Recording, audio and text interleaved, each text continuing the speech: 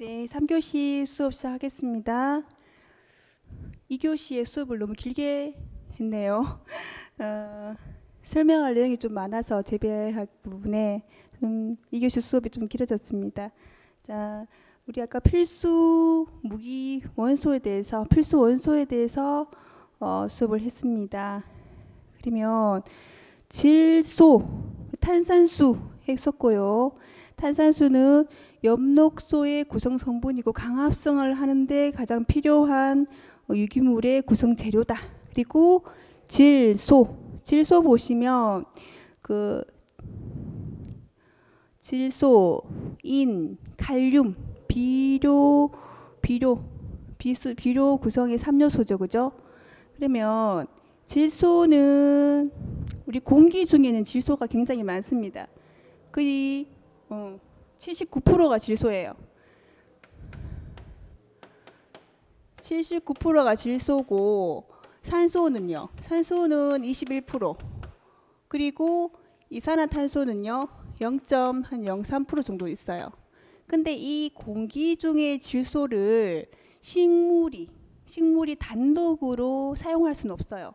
그래서 우리가 질소 비료를 사용을 하는 겁니다. 그래서 작물이 생육하는데 질소가 반드시 필요한데, 그러니까 단백질의 구성 요소고 엽록소의 구성 요소였잖아요. 그래서 질소가 굉장히 필요한데 이 공기 중의 질소를 이용할 수 없단 말이죠. 그래서 비료를 사용해서 반드시 투여가 돼야 된다. 그러면 질산태와 암모니아태로 식물체에 흡수한다 했죠. 질산태하고 암모니아태를 우리 뒤에 가서 배울 겁니다. 그래서 이 정도까지만 하고 넘어가겠습니다. 그리고 질소가 결핍되면 항백화 현상이 발생하고, 결핍돼도 문제고 가다돼도 문제죠. 질소는, 그죠? 질소 비료를 질소가 단백질과 엽록소의 구성 성분이다 보니까 질소 비료를 많이 사용하면 단백질을 많이 섭취하게 되니까 작물이 비대해진단 말이에요. 그래서 벼 같은 경우 질소 비료를 많이 시비를 하게 되면 그 도복이 잘 돼요. 질소가. 그래서 여러분들이 내년에 현장에 나가시면, 벼 조사를 나가시면 그 태풍이 와도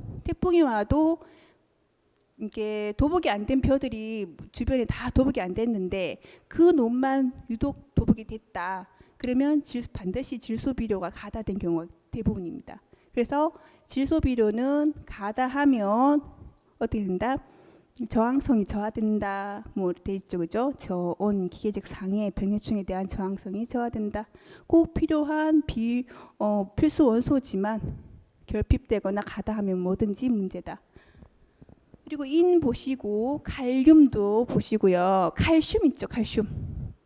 사실 그 작물이 자라는데 칼슘도 굉장히 중요한 역할입니다. 그러면 칼슘을 다른 말로 석회라고도 하는데 그 세포벽을 튼튼하게 해줘요. 칼슘이. 보시면 세포막 중간막의 주성분이 됐죠, 그죠? 세포벽을 견고하게 해준 게 바로 칼슘이죠.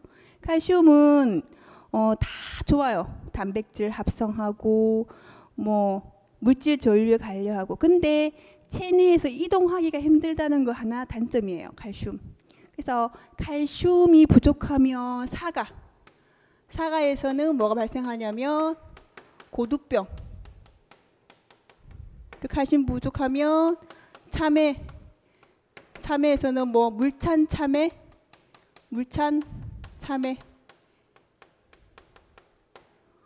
참외병, 토마토 같은 경우 배꼽 서급병. 그 보시면 398쪽 3회 기출됐죠.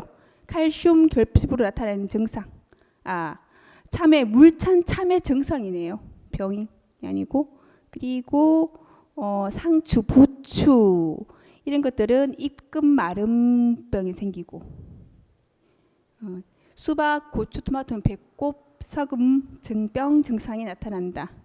그래서 칼슘이 결핍되면 뿌리나 눈의 생장점이 변해서 죽게 된다. 칼슘도 굉장히 중요한 필수 원소다. 마그네슘. 마그네슘 보시고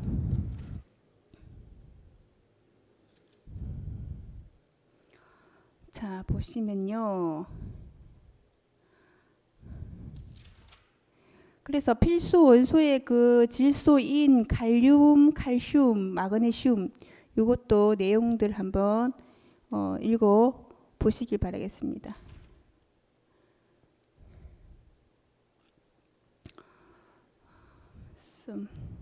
자 그러면 398쪽 토양 유기물 볼게요.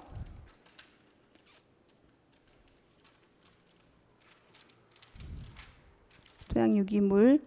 자, 토양 유기물. 굉장히 유기물이 토양의 지력, 토양을 비옥하게 하는데 굉장히 중요한 역할을 하죠. 유기물이. 그 유기물은 동식물의 사체, 그리고 동식물의 사체가 미생물에 의해서 분해가 됩니다. 그래서 미생물에 의해서 분해가 되는데 그때 색깔이 아까 암갈색에서 흑색으로 변하죠. 일정한 형태가 없는 콜로이드 물질이 된다. 자,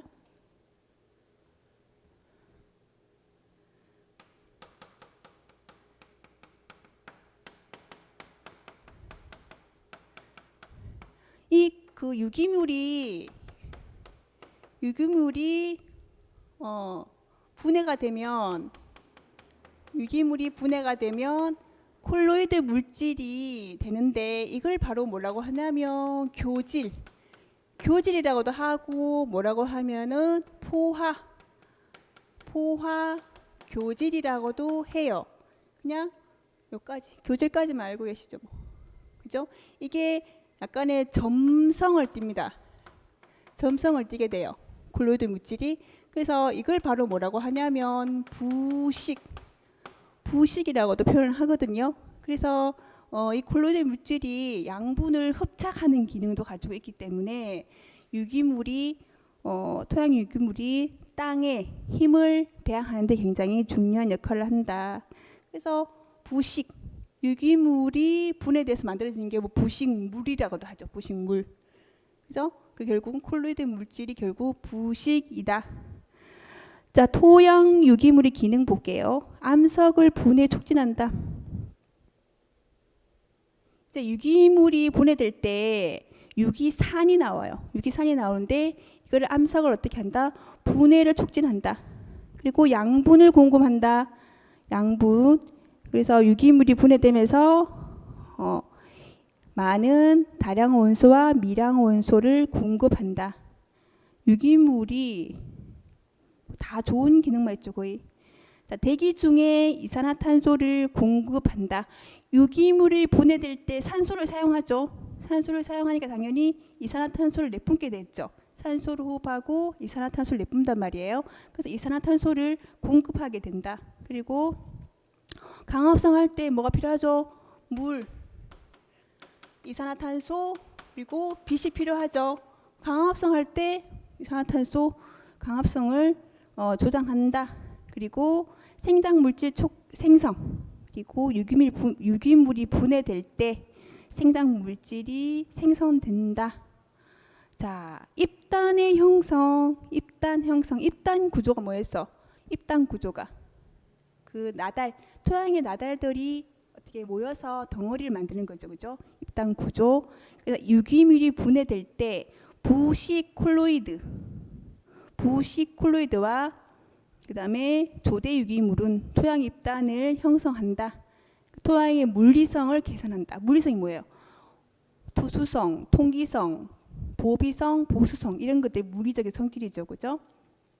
자, 보기력의 증대. 물을 간직하고 양분, 보비력, 비료분을 간직하는 힘이 증대된다. 부식 콜로이드는 양분을 흡착하는 힘이 강하다 그랬잖아요, 그죠? 그래서 통기, 보수, 보비력이 증대한다. 완충능의 증대. 완충성이 뭐라 했어요? pH 농도의 급격한 변화를 막는단 말이에요. 그래서 완충능의 증대. 부식 콜로이드는 토양의 반응을 어떻게 한다? 급히 변동시키지 않게 한다는 뜻이에요. 그래서 완충능을 증대시킨다. 미생물의 번식을 조장한다. 미생물도 유효한 좋은 미생물도 있지만 나쁜 미생물도 있어요. 그래서 미생물들의 영양분이 유기물이 되는 거죠. 그래서 유용 미생물, 유용한 미생물의 번식을 조장한다. 지온의 상승. 그러니까 그 콜로이드의 색깔이 뭐예요? 암갈색에서 흑색이라 그랬잖아요. 그러니까 검잖아요. 그럼 어떻게? 햇빛을 잘 받겠죠, 그죠? 그래서 지온을 상승시킨다. 그리고 토양을 보호한다. 유기물을 피복 덮으면 토양 침식이 방지된다. 그리고 입단이 형성되니까 당연히 빗물이 잘 빠지겠죠. 투수성이 좋아지죠. 입단 구조는요. 투수성, 통기성 좋다 그랬으니까 물이 잘 빠지니까 어때요? 침식, 땅이 깎이는 걸 막아주는 역할을 한다는 거죠. 자, 그 다음에 토양의 부식 함량과 작물 생육. 그리고 토양 부식이 토양 유기물이 분해되는 게 바로 토양 부식이에요. 그래서 토양 부식 결국 콜로이드 물질 같은 말이라 그랬잖아요. 그래서 근데 뭐든지 가다하면 좋지 않은 거죠. 토양 부식에 가다가 작물 생육에 좋지 않은 영향을 줄 수 있단 말이에요. 그러면 유기산이 많으면 유기물이 분해될 때 유기산이 나오죠, 그죠? 결국 부식산이라고도 하거든요. 산에 의해서 산성이 강해지고 강산성, 알칼리성은 작물이 좋지 않죠. 중성에서 약산성이 좋다고 그랬잖아요, 그죠? 산성이 강해지고 점토의 함량이 부족해서 분리할 수가 있다 했습니다. 자, 토양 유기물의 공급, 토비, 구비, 녹비. 토비, 그러니까 흙비, 흙토자단 토비가 흙비로 비료 사용되는 뭐 구들흙, 아궁이흙. 우리나라는 구비랑 녹비가 낮은 편이에요. 녹비는 뭐예요? 녹비식물, 알팔파, 클로보 이런 것들. 그 콩가 작물 있죠? 콩가 작물이 적어요. 그리고 구비, 가축의 배설물에서 비롯된 유기물. 농업에서 유기비료 사용한다. 구비랑 녹비가 현저하게 적고 토비는 있다. 우리나라는 지금 그렇게 넘어가겠습니다. 자, 400쪽 보겠습니다. 물리적 성질 가운데 토성은 가장 중요하며 토양의 성질에 결정적인 영향을 끼친다. 토성이 뭐냐면 토양의 성분이에요. 토양의 성분. 토성.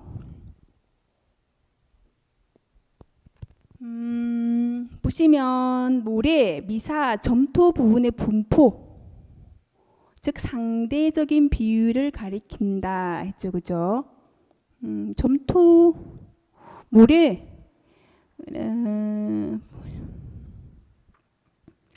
거기 표는 넘어갈게요. 표 한번 볼게요. 점토질 토양일수록 점토가 많을수록 영양 공급원이 되는 겁니다. 점토에 많은 영양분이 함유를 하고 있거든요. 그리고 사질은 모래죠, 모래. 그리고 미사질, 미사. 가는 흙이죠, 그죠? 그래서 비율이 어느 한쪽만 치우쳐서는 안 된다는 거죠. 그 입경에 따른 토양 입자의 분류 보시면 자갈, 굵은 입자죠, 그죠? 근데 굵은 입자니까 통기성과 투수성은 좋지만 비료를 함유하는 거, 비료를 보유하는 힘, 물을 보유하는 힘이 약하겠죠. 모래, 그리고 점토는 토양 중 가장 미세한 입자다. 401조.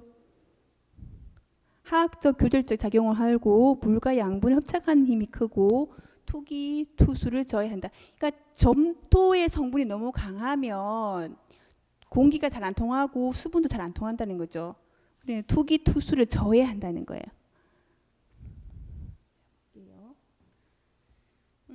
자갈, 입경의 크기가 자갈이 제일 크죠. 2.0mm 이상이죠, 그죠? 그리고 조사, 세사, 미사는 다 모래예요. 모래 사자거든요. 모래. 그리고 점토는 진흙이죠, 그죠? 점토. 입경. 자, 토성의 분류 한번 보겠습니다. 그러니까 토성의 분류는 점토를 얼만큼 함량하고 있느냐에 따라서 분류하는 거예요. 그러니까 제가 첫 시간인가 했었잖아요, 그죠? 점토의 함량을 가지고 분류를 하는 겁니다. 자, 양토를 기준으로, 그다음에 사토, 그다음에 식토. 그럼 사토와 양토의 중간이 사양토죠. 그리고 식토와 양토 중간이 식양토다. 자, 점토의 함량. 이게 점토의 함량에 따라 분류를 한 거예요. 점토의 함량에 따라서 사토는 모래잖아요, 그죠? 사토 모래. 사토는 점토의 함량이 12.5% 미만. 그리고 사양토는 12.5에서 25%. 양토는 25%에서 37.5%. 식양토는 37.5%에서 50%. 그리고 식토는 점토의 함량이 높죠. 그래서 50%를 초과한다. 50%를 초과한다. 이게 점토의 함량을 가지고 토성을 분류했습니다. 자, 사토부터 볼까요? 그러니까 사토. 모래가 포함되어 있는 비율이 높죠. 거의 모래죠, 그죠? 사토. 공기 잘 통하고 물도 쉽게 빠지겠죠. 그리고 지온 상승도 빠르고 척박하겠죠, 그죠? 그럴 때는 사토에다 점토를 객토 집어넣는다. 다른 흙을 추가한다, 그 뜻이죠. 점토를 객토하면 유기질이 증대되고 토성의 계량을 증대시킨다. 자, 식토가 알겠죠, 식토. 점토의 함량이 굉장히 높죠. 당연히 양분을 많이 보유하고 있겠죠, 그죠? 점토의 그 대신 뭐가 불량해요? 투수. 물이 잘 안 빠지고 투기. 공기도 잘 안 통하겠죠. 점토의 끈끈한 함량이 많으니까 투수, 투기 불량하고, 그리고 유기질의 분해가 더디며 공기가 잘 안 통하니까요. 습해나 유해 물질에 피해를 받기 쉽다. 점착력이 굉장히 강하겠죠. 그리고 이 식토가 또 굳어져 버리면 완전히 단단해져 버리겠죠. 그래서 경작하기 곤란하다. 그래서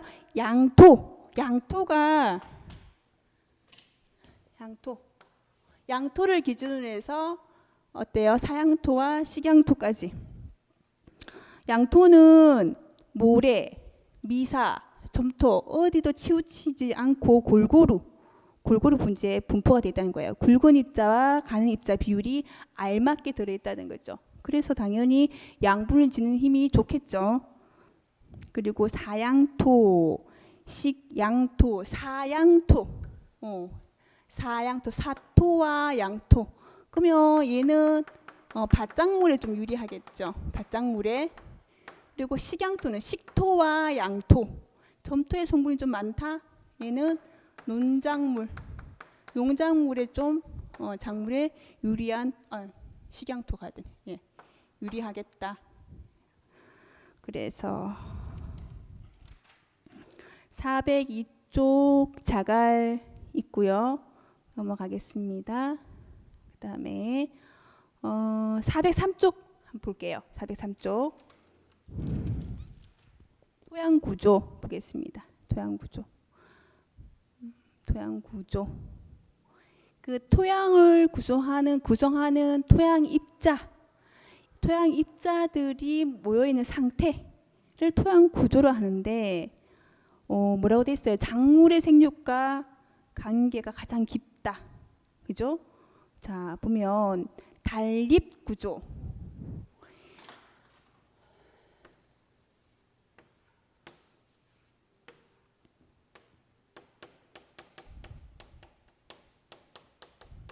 달립 구조는 호달 구조라고도 해요. 그리고 그다음에 입단 구조는요. 입단 구조는 때알 구조라고도 표현합니다. 그래서 단립 구조는 주로 모래밭 생각하시면 돼요. 모래사장 생각하시면 돼요. 나달 하나하나가 서로 뭉치지 않고 이렇게 뚝뚝뚝 하나하나 나달 하나하나가 이렇게 형성이 되어 있는 거예요. 근데 그리고 입단 구조는요. 나달 하나하나가 모여서 이렇게 덩어리를 만들죠. 이렇게. 그죠?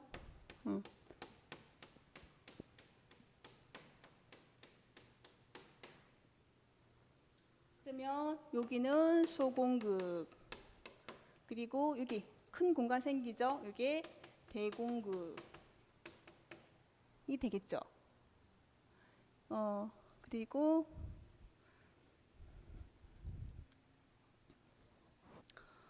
근데 여기는 보시면 단립구조 보시면 해변의 사구지, 모래 사장과 비슷하다. 결합되지 않고 혼자 단독으로 나달이 형성되어 있는 거잖아요. 근데 여기 대공극이 많아 투기 투수는 좋으나 돼 있죠. 그러니까 이 단립구조도 사실은 어떻게 구조되어 있냐에 따라 좀 달라져요. 이런 건 빽빽하죠. 빽빽하니까 통기, 투수 다 안 된단 말이에요. 근데 뭐 나달이 이렇게 다다다닥 나달이 이렇게 돼 있는 경우도 있어요.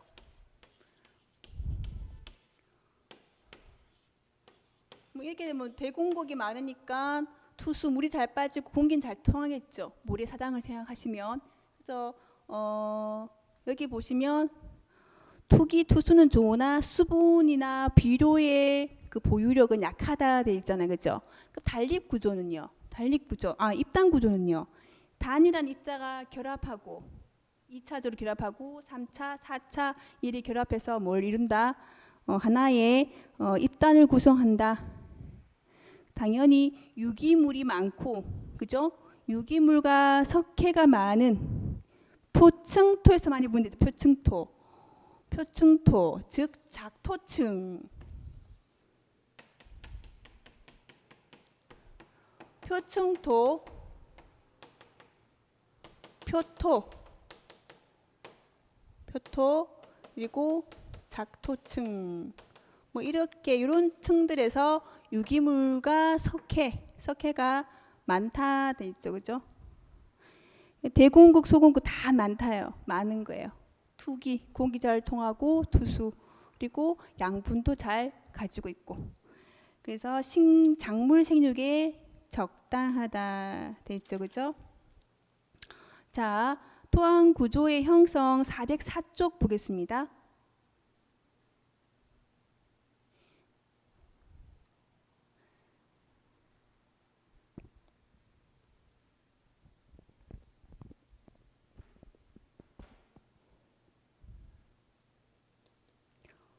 자, 그러면 쭉 거기 한번 읽어보시면 되고요. 토양 구조 형성 4, 5에 기출돼 있죠.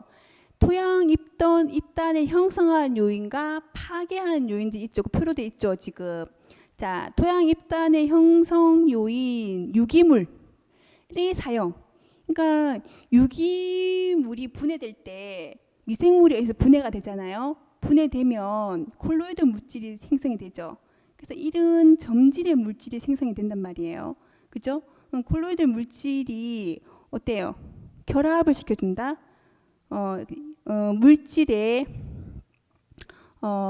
물질이 입자를 결합을 시켜준다. 석회의 사용. 석회가 다른 말로 칼슘이에요. 칼슘. 석회. 마찬가지로 유기물이 분해될 때 칼슘 이온이 생성이 됩니다. 그래서 결국은 유기물, 석회 사용 다 토양 입단을 형성하는데 역할을 한다. 토양을 이렇게 덮어주는 거죠. 토양을 콩가 작물이나 이런 걸 해서 덮어주면은 토양의 그 입단 구조 형성에 영향을 미친다. 그 다음에 콩가 작물 재배 있죠. 콩가 작물. 그 다음에 토양 계량제 사용. 토양을 말 그대로 계량해 준다. 토양의 지력을 좋게 해준다. 결국은 토양 입단을 형성해준다. 그런 역할입니다. 경운. 토양 입단의 파괴 요인 볼게요. 토양 입단 파괴 요인은 경운. 땅 가는 거잖아요. 경운. 그죠? 근데 땅을 경운을 하면 일단 공기층은 통기성은 좋아지겠죠. 그렇지만 입단을 파괴하는 역할을 해요. 너무 무리한 경우는요. 토양의 입자를 분리시키죠. 흙을 쪼개니까. 그래서 경운, 땅갈기, 입단을 파괴한다. 입단의 팽창과 수축. 입단이 팽창하고 수축. 그러니까 기온의 변화에 의해서 온도가 상승되고 내려가면서 이 입단이 수축됐다가 팽창됐다가 그럼 이렇게 변화를 일으키는 게 바로 입단을 파괴하는 역할을 한다는 거죠. 건조하거나 습하거나 이 반복하고 얼었거나 녹거나 이 반복하고 이런 기온 변화로 인해서 입단이 팽창하고 수축하면은 입단이 파괴가 된다. 비바람 그리고 나트륨 이온. 나트륨 이온은 그 결합 점토의 결합을 방해해요. 그래서 나트륨 이온이 토양 입단이 파괴하는 요인이 된다. 나트륨 이온이 많이 들어간 비료를 많이 사용하면 안 되겠죠. 입단을 파괴하니까요. 그죠? 그래서 토양 입단의 형성 및 파괴 요인 자주 출제가 되는 내용입니다. 자, 그리고 토층, 독층.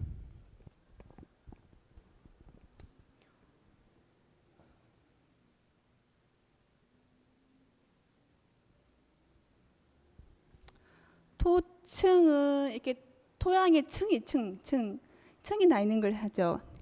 토양이 수직적으로 분화된 층 위를 토층이라고 한다. 여기가 이제 유기물층,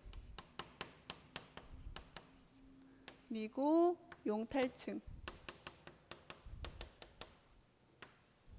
그리고 집적층. 그 다음에 모재층, 모함층.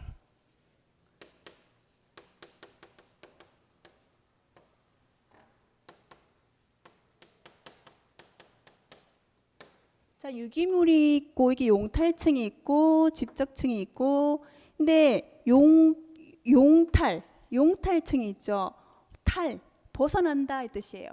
그러니까 이 유기물 수분에 의해서 양분이 녹죠. 수분에 의해서 이런 양분들이 녹아서 흡수되지 못하고 여기 흡수되지 못하고 땅 아래로 빠져버리는 거예요. 녹아서 양분 무기 성분이라든지 이런 양분들이 물의 수분에 의해서 용해가 됩니다. 녹아서 어디로 빠져나간다? 지하로 땅 밑으로 빠져나가는 게 바로 용탈층이에요. 용탈층. 그럼 빠져나간 성분들이 어디 쌓여 있어요? 집적층에 쌓여 있단 말이에요. 집적층에. 여기 쌓여 있다는 거죠. 그래서 우리가 심경한다 들어봤죠? 심경. 깊이 어떻게 해요? 깊이 땅에 있는 흙을 끌어올려서 그죠? 안에 공기도 넣고 여기 쌓여 있는 집적층에 쌓여 있는 양분들을 끌어올리는 거죠, 결국은. 그러면 심경하려면 어디에다 심경을 해야 돼요? 집적층에다가 심경을 해야 돼요. 뿌리가 이까지 못 내려오거든요, 집적층까지. 그래서 심경을 하려면 집적층, 양분이 쌓여 있는데 용탈돼서 내려와서 어디 있다? 집적층에 쌓여 있으니까 이 깊이까지 집적층까지 심경을 해야 된다는 거예요. 자, 보시면 유기물층은 유기물이 쌓여 있는 층, 그죠? 그다음 용탈층은 유기물층 바로 밑에 있는 층, 토양 성분이 빗물에 의해서 쉽게 내려간 토층 되죠. 토층. 그리고 토층. 그다음에 집적층은 용탈층에서 또 어떻게 돼? 용탈돼서 내려가죠. 성분들이 쌓여 있단 말이죠. 쌓여 있는 층이 집적층 발음이 안 되네요. 용탈층으로부터 쉽게 내려간 물질이 쌓여 있는 곳. 그다음에 모재층, 집적층 바로 있고 모함층. 그죠? 이게 C. A, B, C, D는 안 해도 돼. 어쨌든 간에 양분들이 빗물 수분에서 양분들이 뺏겨서 밑으로 내려갔는데 내려가서 다시 어떻게 된다? 용탈 아래로 내려가 버린단 말이야, 양분들이. 그래서 집적층의 사이이기 때문에 심경해야 되는 곳은 어디다? 집적층부터 심경을 해야 된다는 거예요.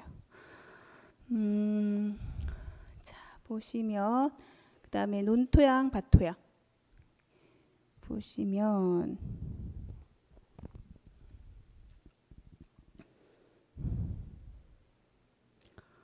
그러면 405쪽 보시면 되겠습니다.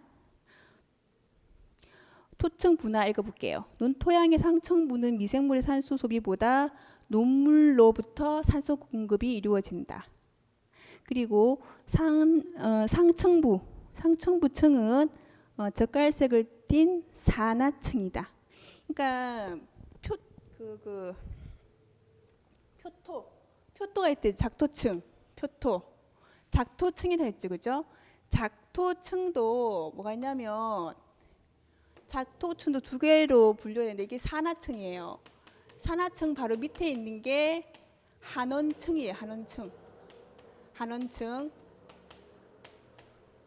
근데 산화층은 산소가 많아요. 산소가 있고 유기물도 많아요. 그래서 아까 그 산소를 필요로 하는 미생물이 뭐였죠? 호기성 미생물이죠. 그래서 호기성 미생물이 사는 곳이 산화층이고 산소를 필요하지 않는 거, 이게 산소가 부족하기는 한원층 좀 깊이 내려가니까 그래서 현기성 미생물이 존재하는 곳이 한원층이란 말이에요. 그래서 산화층이 더 한원층보다 위에 있죠. 그죠? 그래서 산화층이 그 뜻입니다. 여기 보시면 심토는 유기물이 극히 적다. 그리고 산화층을 형성한다. 그 다음에 탈질 현상 보겠습니다. 탈질 현상. 아까 용탈. 그죠? 수분이나 빗물연에서 양분이 어떻게 해요? 씻겨서 내려가 버리는 게 용탈이죠. 그죠? 용탈. 그러면 탈질. 질소로 변해서 벗어나 버린다. 날아가 버린다 이 뜻이에요. 탈질 현상. 우리가 그 질소는 공기 중에 있는 질소는 식물이 단독으로 사용을 못하죠. 그래서 반드시 질소 비료를 투여를 해야 돼요. 질소 비료를 투여를 하는데 이게 지금 질소 비료를 투여를 하면 질산태, 암모니아태, 암모늄태, 암모니아태 같은 말이에요. 질산태 NO3 마이너스 NH4 플러스 암모니아태 질산태 NO3 마이너스 그리고 암모니아태는 NH4 플러스. 토양은 음이온이에요. 음이온. 토양은 음이온이기 때문에 우리가 플러스 마이너스 그 자석도 플러스랑 마이너스랑 만나야 딱 붙잖아요. 마찬가지로 토양이 음이온이기 때문에 누구를 만나야 돼요? 플러스 이온을 만나야 돼요. 그래야 어떻게 잘 흡수가 잘 되겠죠. 그래서 보시면 탈질 현상 보시면 질산태 질소가 NO3 마이너스죠. 질산태 질소가 일단 산화층에 들어간다. 어차피 이게 마이너스잖아요. 산화층에 들어간단 말이에요. 질산태 질소가. 그럼 마이너스니까 어때요? 흡수를 못해요. 그럼 산화층에서 다시 어디 내려가겠죠? 한원층으로 내려가겠죠. 한원층에 내려가면은 음이온이죠, 그죠? 그래서 산소 이때 내려가 버리면 산소를 잃어버려요. 산소를 잃어버리고 뭐가 되냐면 질소가 돼서 공기 중으로 탈질 날아가 버립니다. 그럼 이용을 못하게 되겠죠. 그 내용이에요 지금.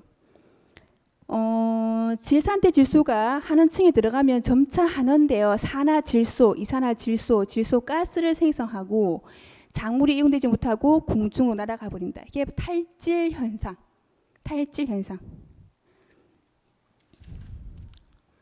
자, 그리고 암모니아태.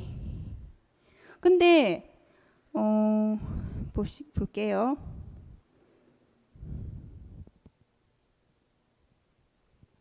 (406조) 볼게요.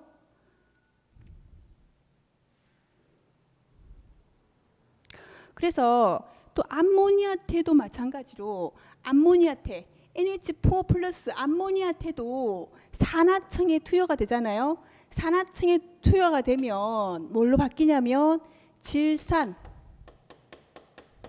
아질산, 질산, 아질산이 돼버려요. 질산. 그래서 NO3 마이너스 질산태가 돼버린단 말이에요. 산화층이 들어가면. 근데 암모니아태는 플러스 이온이죠.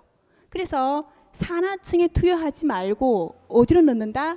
바로 환원층에다가 깊이 넣어버리면은 플러스 이온이니까 플러스 이온과 마이너스 이온이니까 어떻게 돼요? 딱 합차게 되겠죠. 그래서 암모니아태를 어디 넣는다? 환원층에 깊이 넣어줘야 된단 말이에요. 심층 투비를 해야 된다고 하네요. 그 내용이에요. 지금 읽어볼게요. 암모니아태 질소가 산화층에 들어가면 질화작용에 의해서 아질산으로 거쳐서 질산으로 변한다. 그러면 이 질산은 음이온이죠. 그죠? 음이온이기 때문에 토양 콜로이드 흡착이 안 된단 말이에요.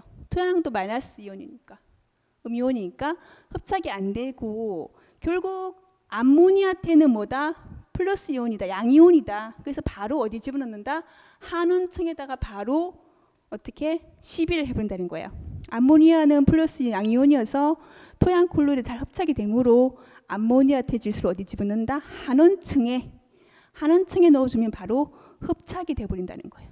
그래서 마지막 줄 끌게요. 암모니아태 질소를 한온층에 시비하는 것을 심층 시비라고 한다. 심층 시비라고 한다. 탈질 현상, 질소가 그러니까 질산태랑 암모니아태를 시비를 하지만 얘들이 뭐다? 탈질 현상. 질소, 공기를 산소를 잃어버리고 시비를 해도 공기 중으로 날아가 버리는 현상이 바로 탈질 현상이다. 그러니까 여기다가 산화층에다가 시비를 하잖아요. 그러면 공기를 잃어버려요. 산소를 잃어버려요. 그래서 뭐가 돼버린다? 질소가 돼버려요. 질소가 되어서 공기 중으로 날아가 버리는 거죠. 이게 탈질 현상이다. 그래서 양이온인 암모니아태를 어디다가 한온층에다가 심층 투비해주면 토양 콜로이드에 흡착이 되기 때문에 바로 이게 심층 시비라는 겁니다. 자, 노후화 현상 볼게요. 노후화 현상 말 그대로 노후화. 땅이 어떻게 돼요? 노후. 땅의 기능이 지력이 떨어진다는 뜻이 노후화 현상은. 그래서 그 보시면 작토 중 작물을 생육하는 중 철분, 망간이 하층, 아래층으로 용탈된다. 어떻게 돼요? 수분, 빗물에 의해서 이 양분들이 흡수가 안 되고 아래로 씻겨 내려가 버린 게 용탈이에요. 아래로 내려가 버린단 말이죠. 그럼 토양이 흡수를 뭐 하는 거죠? 양분을. 그죠? 그러면 나머지 중요한 성분도 용탈돼서 하층으로 깊이 내려가 버린다는 거죠. 그러면 작토하는 작물을 생육하는 층, 작토층에는 양분이 부족하게 되죠. 그래서 논토양의 노후화 현상이라고 한다. 노후화된 논토양은 영양분이 그럼 부족해지겠죠. 그 보시면 영양장애를 가져오시고 추락 현상을 일으킨다. 추는 가을 추자예요. 추락, 가을에 떨어지는 현상. 그러니까 가을에 심각해진다는 거. 원래는 굉장히 생육이 잘 돼요. 잘 되다가 마지막 가을에 주로 늦여름에서 가을 사이에 이렇게 노후화 현상이 생기는 거죠. 처음에 생육이 잘 됩니다. 잘 되다가 가을에 늦여름에서 가을에 추락 현상이 생긴다. 그러면 영양분이 부족해지니까 수확량도 감소가 된다는 거죠. 결국은 기억 보시면 철분, 망간, 칼륨, 마그네슘, 규소, 인등이 즉 무기 성분이죠. 작토층에서 용탈이 되는 거예요. 성분이 이제 씻겨져 내려가 버리는 거죠. 그래서 투수가 침투수에 의해서 용탈된다. 논의 하층, 산하층에 축적이 된다. 그러면 여기서 노후화 현상에서 중요한 게 철 성분이에요. 철이 부족하게 돼 버리면 나쁜 그 항화수소가 생기거든요. 보시면은 투수가 잘 되고, 그러니까 물이 잘 빠지는 거죠. 쉽게 내려가 버리겠죠. 투수가 잘 되고, 그다음에 철 함량이 적은 모재를 가진 논에서는 심한 철 부족 현상이 생기는 거 되고, 그리고 여름철 한원층에서 항산염이 하는데요. 항화수소 아까 전에 했을 때 H2S 항화수소가 뿌리를 상하게 한다고 했잖아요. 뿌리를 상하게 하니까 양분을 흡수를 못하는 거죠. 벼가 양분을 흡수를 못하니까 벼가 생장이 저해가 되겠죠. 그래서 철분이 부족한 노후화 답에서는 항화수소에 의해서 벼뿌리가 상하게 된다. 영양분 흡수가 저해되고, 그리고 늦여름에서 초가을부터 벼가 잎이 말라 올라간다. 그래서 일단 양분이 벼에서 부족하면 깨시무늬병 등이 발생해서 수확량이 감소한다. 근데 그러면은 어떻게 노후답을 계량할 것인가? 지금 철분이 부족하잖아요. 철분이 부족하니까 어떻게 해요? 철분이 함유된 그 자재를 사용해야 되겠죠. 비료 성분을 사용해야 되겠죠. 자, 객토는 다른 흙, 영양분이 있는 흙을 추가로 집어넣는 게 객토라 그랬죠. 그래서 산의 붉은 흙, 못의 밑바닥 흙, 바닷가의 진 흙, 결국 점토 성분을 함유하고 있는 거죠. 양질의 점토를 투여한다 이 뜻이에요. 양분을 보유하고 있죠, 점토는. 그래서 심토층까지 심경한다. 깊은 층에 지금 용탈됐잖아요. 양분들이 용탈돼서 어디 내려갔어요? 이 산하층에 내려갔단 말이에요. 양분들, 주요한 무기 성분의 양분들이 용탈, 빗물에 의해서 쉽게 내려가서 산하층에 내려갔기 때문에 어떻게 깊이 심경 끌어올려야 되겠죠. 이 양분들을 심경한다. 그래서 침전된 철분을 다시 작토층으로 올려야 된다는 거죠. 자, 함철 자재, 철분을 함유하고 있는 자재를 사용해야 된다. 규산질 비료를 사용한다. 요즘은 출하 현상이 잘 없어요. 왜냐하면 규산질 비료를 많이 사용하거든요. 그래서 규산질 비료는 다양한 무기 성분을 함유하고 있죠, 그죠? 그래서 규산질 비료 사용하면 노후답을 계량할 수 있다. 그리고 노후답의 재배 대책 407쪽 저항성 품종을 선택한다. 아까 항산염, 여름철 하는 층에서 항산염이 뭘로 발전하죠? 항화수소로 발전해서 뿌리를 상하게 하죠. 그럼 항화수소에 강한 그 저항성이 강한 품종을 심으면 되겠죠. 그죠? 그리고 조기 재배. 아까 추락 현상이 가을에, 늦여름에서 가을에 추락 현상이 발생하니까 처음에는 생육 발달 상태가 좋은 상태거든요. 그래서 조기 재배해 버리는 거죠. 그리고 무항상근 비료를 사용한다. 항상근이 없다. 무항상근 비료를 사용한다는 거죠. 그죠? 무항상근 비료 사용. 그러니까 항화수소의 발생이 가능이 되는 게 항상근이거든요. 그러니까 항상근이 들어가지 않는 비료를 사용한다. 무항상근 비료 사용. 그리고 웃거름 중점 시비한다. 위에다가 그름을 주는 거죠. 그러면 용탈을 방지할 수 있죠. 용탈 위에다가 웃거름을 시비한다. 그 다음에 옆면 시비. 옆면 시비는 주로 마지막에 빨리 이거를 이제 계량해야 될 때, 개선해야 될 때 효과를 빨리 보려면 잎에다가 옆면 시비 바로 해버리는 거죠. 옆면 시비를 해버린다. 후기 영양 결핍 상태, 즉 후기 뒤에 뿌리까지 영양 분노가 기다릴 시간이 없다. 그럼 빨리 효과를 보기 위해서 옆면 시비를 한다는 거죠. 자, 습답. 물이 많이 차 있는 땅이죠, 그죠? 습답, 중점 토양, 사력 질답 있죠. 그리고 다 쭉 읽어 보겠습니다. 그리고 408쪽 밭토양에 대해서도 읽어보고, 어쨌든 밭토양 그 계량하는 거 보시면 어쨌든 토양을 계량하려면은 뭐를 석회 시비를 많이 해야 되고 유기물 함량이 높아야 되고, 그죠? 뭐 그 심경 깊이 가는 거, 이런 그 기본적인 내용은 다 똑같습니다. 그래서 쭉 읽어 보시면 됩니다.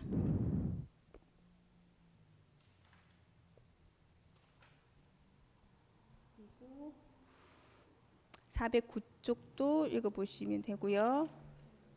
410쪽 토양 미생물 하겠습니다. 토양 미생물. 자, 토양 미생물의 종류. 미생물이 하는 역할이 유기물을 분해하죠. 그죠? 유기물을 분해하는데 토양 미생물 종류 볼게요. 그 미생물이 하는 역할이 굉장히 중요한 역할을 많이 하죠. 미생물이.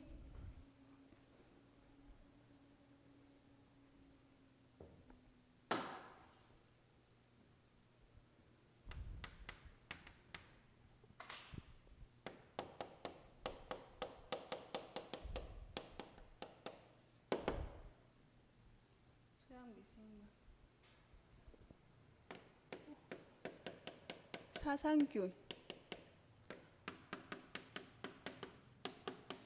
곰팡이죠, 곰팡이.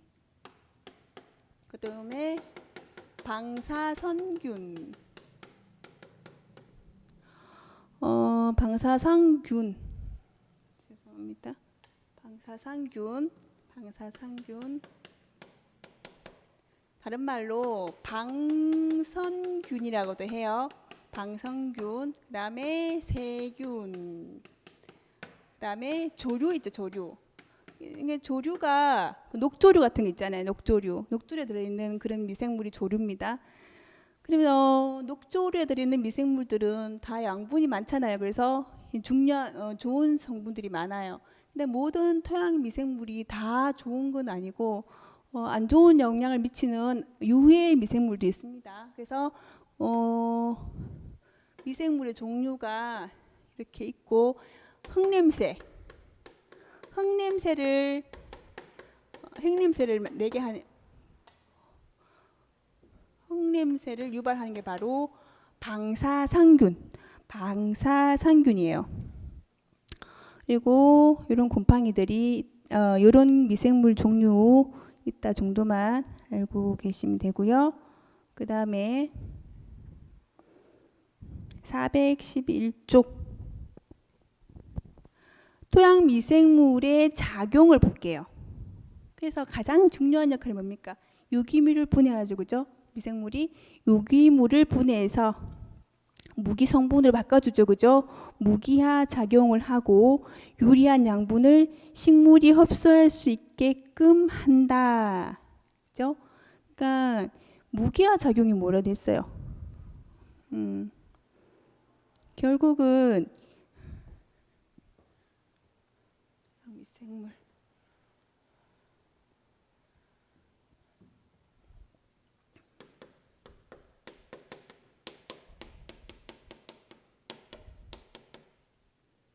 토양 미생물의 역할.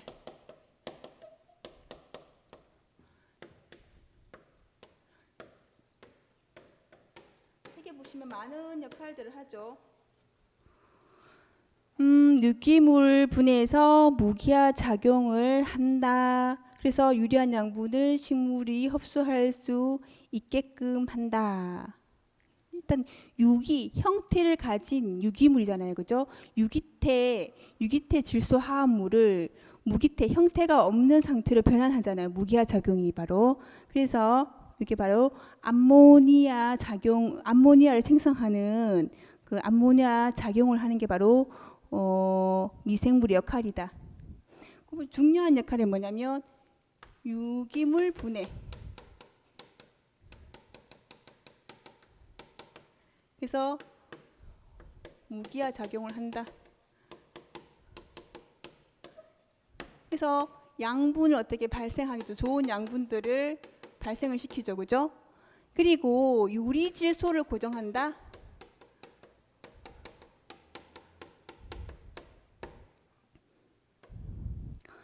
콩가 작물에는 콩가 작물이 뭐 있었죠? 알팔파, 그죠? 그다음에 클로버 이런 콩가 작물이 있었죠, 그죠? 이 콩가 작물의 뿌리에는 콩가 작물의 뿌리 속에 뭐가 있냐면 뿌리혹 박테리아가 있어요. 뿌리혹 박테리아가 있는데 이 뿌리혹 박테리아는 질소를 고정하는 역할을 해요.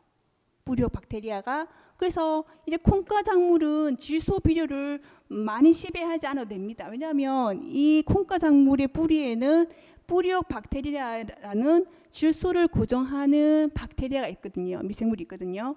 근데 유리 질소를 고정하는 미생물들이 있단 말이에요. 그러면 공기 중에 질소를 식물이 사용을 못하니까 이런 미생물들이 유리 질소를 끌어당겨 와서 땅 속에 고정시켜주는 역할을 하니까 식물이 사용할 수 있게 되는 거죠. 토양이. 그래서 유리 질소를 고정한다. 근데 이게 미생물인데 근류균 되죠. 근류균.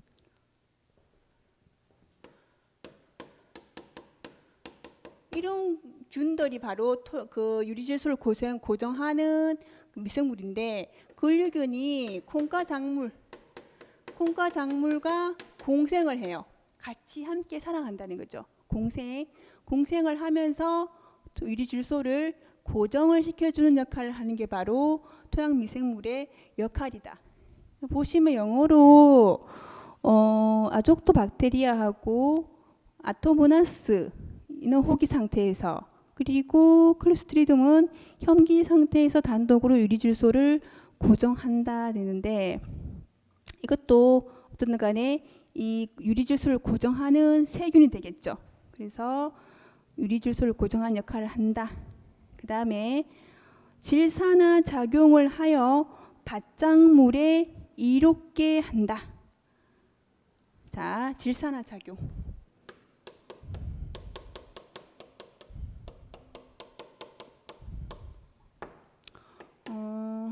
그 다음에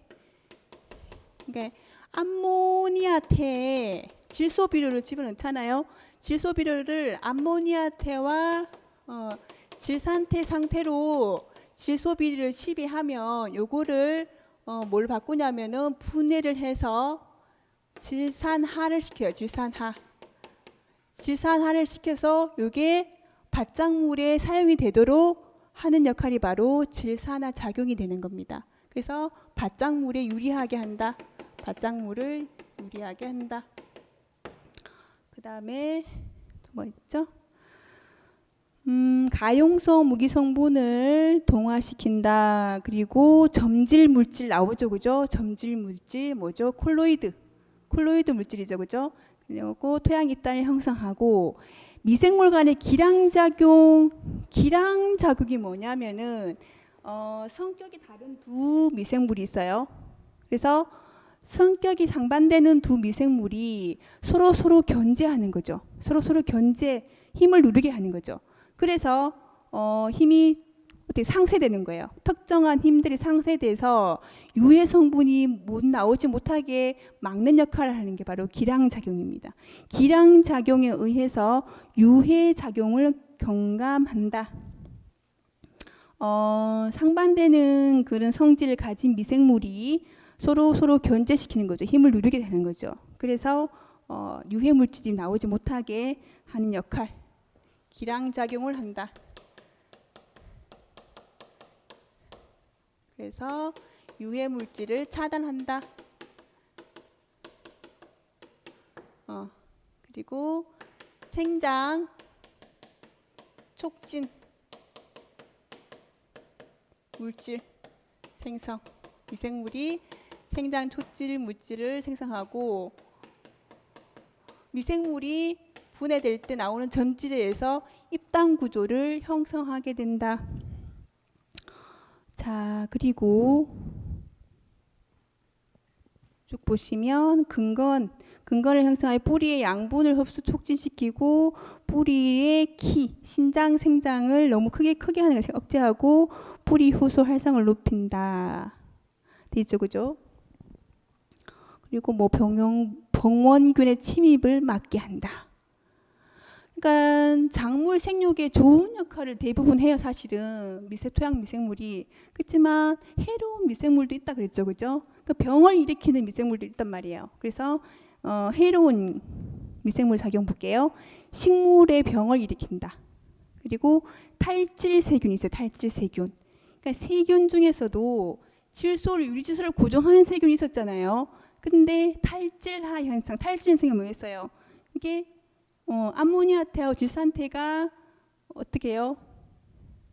토양층으로 시비가 됐는데 이게 바로 산소를 잃고 질소로 날아가 버리는 게 탈질 작용이잖아요. 그래서 탈질 작용을 일으키는 탈질 세균이 있어요. 탈질 세균에서 탈질 작용을 일으킨다. 그 다음에 항산염을 환원해요. 항하수소 아까 전에 우리가 노보답 할 때 벼의 뿌리를 상하게 한다 그랬잖아요. 그래서 항하수소를 만들어내는 것도 유해 미생물에서 항하수소를 만들어내거든요. 그래서 항하수소를 만들어서 되게 유해한 영향을 미친다. 그리고 작물하고 미생물 간의 양분 쟁탈도 한다는 거예요. 그래서 이렇게 해로운 역할도 한다. 그다음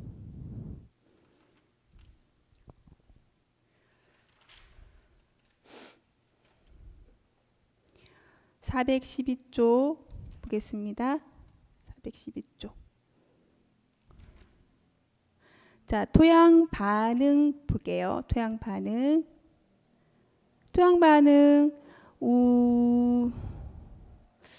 그다음에 산성, 중성, 알칼리성이 있죠, 그죠? 그래서 토양의 pH가 7일 때 중성이라 그랬죠. 토양의 pH가 7일 때.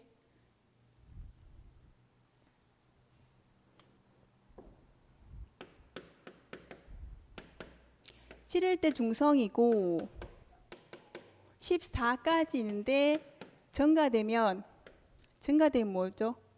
알칼리. 그리고 줄어들면 산성이 되는데 작물은 중성과 약산성, 미산성 사이가 알맞다 그랬죠. 그죠? pH 농도가 그리고 작물의 생육에 알맞은 토양의 농도가 그 pH 농도가 6에서 7로 약산성 그리고 중성일 때 잘 자란다는 거예요. 그죠? 그 다음에 그러니까 산성이 되려면 수소 이온이 증가되는 거예요. 수소 이온이 많아지면 산성화돼요. 그리고 그다음에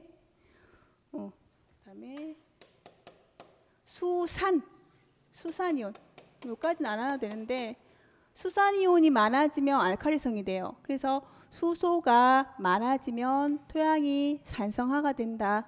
그까지만 알고 계시면 되겠습니다.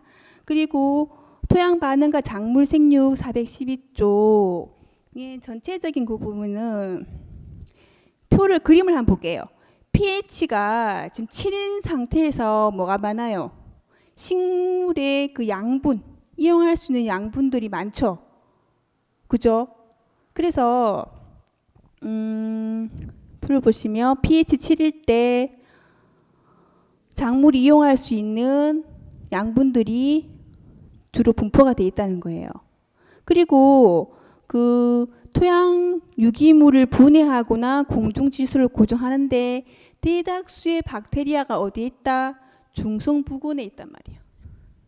그리고 곰팡이는 넓은 범위에 포함되지만 주로 산성 토양, 예를 들어서 미산성, 약산성 토양에 잘 번식한다. 그래서 작물의 생육에는 pH 6에서 7 범위가 가장 알맞다.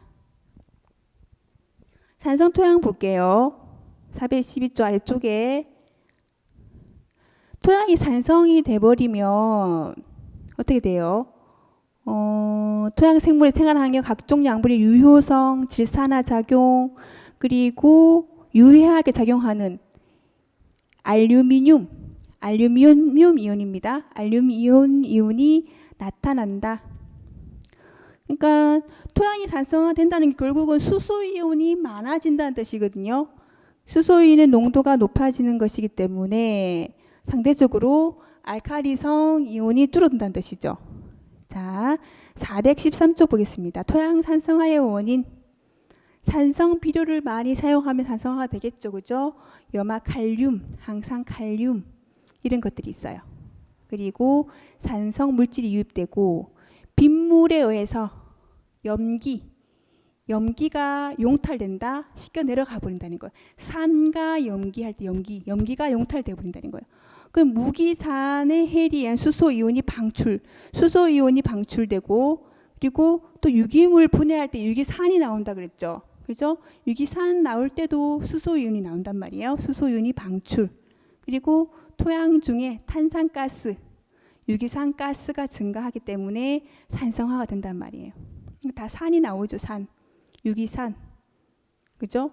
탄산, 이산화탄소, 탄산가스 이런 것들이 나오면 수소 이온이 나온단 말이에요. 수소 이온이 방출이 되기 때문에 산성으로 가버린다는 거예요. 자, 그러면 토양 산성의 종류 볼게요.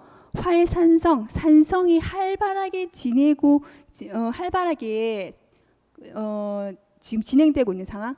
그러니까 산성화 토양이라는 뜻이에요. 활산성, 활화산 할 때도 화산이 활발하게 움직이고 있는 거잖아요. 그리고 활산성도 토양 용액에 들어있는 수소 이온이 많다는 뜻이에요. 잠산성, 잠재적인 산성이라는 뜻. 잠재적인 산성인데 결론적으로 토양이 있으면 여기 뭐 수소 이온도 있고 다양한 이온들이 많이 붙어 있을 거 아니에요, 그죠? 이런 이온들이 다 지금 붙어 있을 건데 뭐가 있다? 수소 이온들이 좀 많이 붙어 있는 상태. 그래서 잠재적인 산성, 잠산성. 교질물에 흡착된 수소와 알루미늄 이온에 의해서 나타나는 산성, 잠재적인 산성 토양이다 이 뜻인 거예요. 자, 산성 토양과 작물 생육 관계 볼게요. 수소 이온이 가다하다는 것은 결국은 탄산가스가 많이 나온다는 뜻이거든요. 그러면 산소가 부족하다는 뜻이 되니까 뿌리가 상하게 된다. 작물의 뿌리가 상하게 된다. 그리고 토양이 산성으로 되면 알루미늄 이온과 망간 이온이 용출돼서 해를 준다. 그리고 필수 원소들이 결핍이 돼버린다. 산성화돼 버리면. 그리고 산성 토양에서는 석회가 부족하다. 칼슘이 부족하다. 그러면 토양 미생물 활동이 저해가 되고 토양 입단 형성이 저해가 된다. 그리고 토양 산성이 강해지면 또 뭐 있어요? 질소 고정균, 그리고 근류균 다 질소를 고정하는 균들이죠. 그런 균들 활동이 약화가 된다 이 뜻이에요. 보시면은 핵심 팁 한번 볼게요. 그러니까 산성에 강한 게 밭뼈 주로 물을 좋아하네, 그죠? 그리고 밭뼈, 기리, 기장, 호밀, 토란, 감자. 아까 산성이 강하다고 했죠. 감자. 산성이 강하고 산성이 약한 거 주로 밭작물이 보네. 밭작물, 시금치, 알팔파, 양파, 그리고 클로버, 양배추, 근데 가지 이런 작물들이 산성에 약하다는 거예요. 근데 산성에 극히 강한 것도 있고 강한 것도 있죠, 그죠?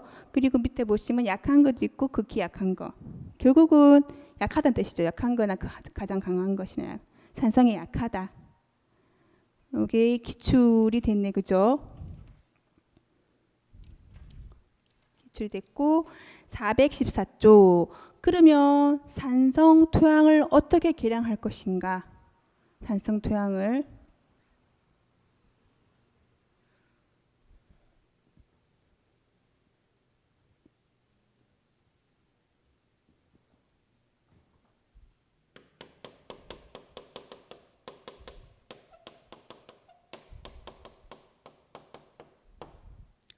산성이 강해지면 석회 함량이 줄어들겠죠. 그럼 당연히 어떻게 해야 돼요? 우리는 반대로 석회를 시비를 해야 되겠죠. 그죠? 석회 비료를 사용해야 돼요. 석회 비료 사용. 그리고 유기물을 많이 집어넣어줘야 되겠죠. 그죠? 그 다음에 질소를 고정하거나 이런 균들 있죠. 그죠? 근류균. 주로 콩가 작물하고 공생한다 했으니까 콩가 작물도 많이 심으면 어떻게 돼? 산성 토양이 개량이 되겠죠. 그죠? 이런 방법으로 해서 개량을 한다. 산성 토양의 개량. 스키질 비료를 사용하면은 알칼리성 물질을 공급한다. 그래서 산성과 알칼리성을 중화를 시켜주겠죠. 그죠? 유기물을 사용한다. 유기물을 사용하면 부식이 증대되고 토양 입단환을 형성하게 되겠죠. 그리고 근류균도 부식토와 섞어서 토양에 뿌려준다. 이거 보시면 핵심 팁에 보시면 알칼리성 토양. 결국 수산이온이 많다는 뜻이죠. 그죠? 알칼리성 토양에 강한 것, 알칼리성 토양에 강한 것 어떤 게 있어요? 사탕무, 그 다음에 수수, 유채, 모카, 보리. 주로 비가 많이 오는 것은 산성이고요. 그리고 건조한 것은 알칼리성이에요. 그래서 비가 적게 오는 건조지대가 주로 알칼리성을 띨 토양이 많겠죠. 그래서 알칼리성이 강한 거, 건조한데, 그러면 가뭄에 잘 견디는 거, 사탕수수, 수수 이런 것들이 있고요. 그다음에 약한 거는요. 알칼리성 토양의 사과, 샐러리, 레몬, 배, 감자. 감자는 산성에 강하죠. 그럼 당연히 알칼리성에 약하게 되겠죠. 그죠? 그래, 그래서 까지 하게 됐습니다. 그 다음에 거의 다 끝나갑니다. 자, 토양 침식만 하면 이제 마무리가 되겠네요. 토양 침식된다. 토양이 깎여진다는 거예요. 토양이 강수에 의해서 표토가 흙이 유실되거나 바람에 의해서 표토가 날아가서 지력이 땅의 힘이 저하되는 현상을 토양 침식. 그래서 강수, 비나 바람이 원인이 된다는 거죠. 그죠? 그래서 보시면은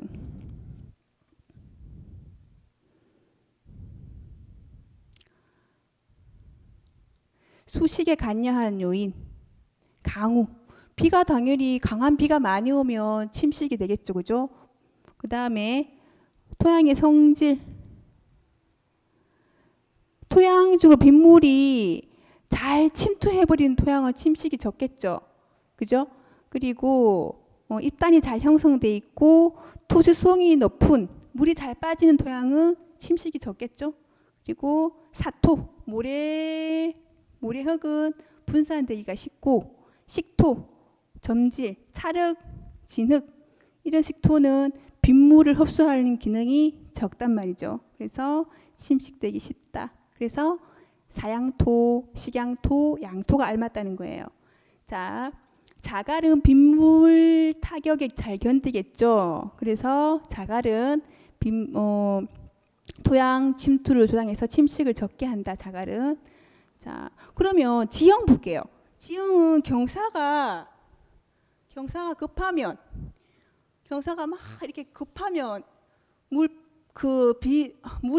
물의 속도가 굉장히 빨라지겠죠. 그래서 토양 침식이 더 잘 되겠죠. 그죠? 그래서 경사진 토양에서는 침식이 더 잘 된다는 거예요. 그래서 경사가 급하면 토양이 불안정하고 침식이 조장된다. 그리고 경사면이 길면은 또 침식이 조장되겠죠. 그다음에 식생, 작물이 심어져 있는 상태잖아요. 작물이. 그래서 식생 415쪽 하고 있습니다. 식생은 빗방울의 타격을 막고 그래서 유구수 흘러가는 물을 정체시키게 하여서 토양 침투를 토양에 빗물이 잘 침투되게 된다. 그래서 침식을 막는단 말이에요. 그래서 작물의 피복도, 작물이 많이 덮고 있는 상태면 침식이 적게 되겠죠. 그죠? 경감되겠죠. 자, 수식의 대책. 그래서 식생, 작물이 심어져 있으면 침식이 적다 했으니까 당연히 산림을 조성하면 어때요? 토양이 침식이 적게 되겠죠. 그리고 초지하, 목초로 토양을 피복하는 거죠. 그러면 침식이 줄어든다. 그리고 초생재배, 목초재배, 녹비재배, 초생재배, 녹비 등을 나무 밑에 가꾸어서 재배하는 방법을 초생재배라고 한다. 그러면 당연히 토양 침식이 방지되겠고, 그죠? 그 녹비작물을 심었으니까 제초도 어때 경감이 되겠죠. 지력도 증진되고. 자, 계단 경작. 그러니까 경사가 급한 지역에는 경사가 이렇게 급하면 당연히 흘러가는 물의 속도도 빨라지니까 침식이 빨라지잖아요. 그래서 경사가 급한 데는 어떤 논? 계단식 논. 그러면 경사가 좀 완만해지겠죠. 그럼 침식이 줄어들겠죠. 그리고 대상재배. 그러니까 대상재배는 띠재배라고 생각하면 돼요. 띠재배. 띠 모양의 재배. 그러니까 작물을 심죠. 작물 심고 그 다음에 여기 일정한 간격을 두고 그러니까 녹비 작물이라든지 초지라든지 이런 것들을 재배한단 말이에요. 그다음 또 작물 심고, 그죠? 그 다음에 다시 또 뭐 녹비 짓고, 녹비 작물,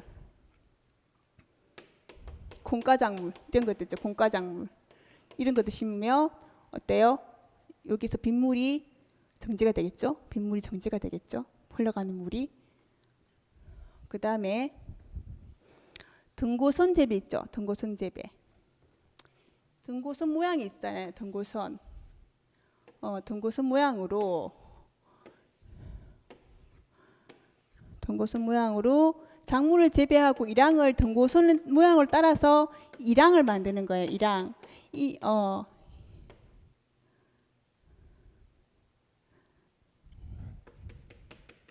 만들면 빗물이 작물이 흘러가다가 어때요? 요 고랑을 통해서 빗물이 고이겠죠. 또 내려오다가 고랑을 통해서 빗물이 또 고인단 말이죠. 또 내려오다가 빗물을 통해서 고인단 말이죠. 그럼 침식이 완화가 되겠죠. 그래서 대상재배는 띠 모양의 재배예요. 그래서 일정한 간격으로 작물 심고 그 다음에 이런 거 목초대가 바로 이런 거죠. 초지나 녹비나 이런 작물들을 심으면 토양을 흡수하니까 수분을 흡수해 버리니까, 그죠? 그래서 등고선 경작은 경사지의 등고선에 따라 일항을 만드는 방법. 결국은 일항이 있고 고랑이라고 보면 돼요. 일항 사이에 고랑을 만드는 거죠. 일항 사이에 고랑을 만들고. 그래서 일항을 만드는 방법으로 일항 사이에 그 고래 물이 개있는 거죠. 그죠? 그래서 일항도 무너지지 않고 그다음에 흐르는 물이 잘 어떻게 돼요? 고이게 되겠죠. 자, 토양을 피복하면 지피나 풀, 비닐 등으로 토양을 피복하면 침식의 방지 효과가 크다. 그리고 합리적인 작부 체계 있죠, 그죠? 피복 토양을 덮는 작물 있어요. 피복 작물이 침식을 방지한다, 그죠? 그리고 윤작할 때 피복 작물을 많이 넣거나 하면 그래서 어떻게 된다? 침식이 경감된다, 그 뜻이에요. 자, 풍식 쭉 읽어보시고. 네.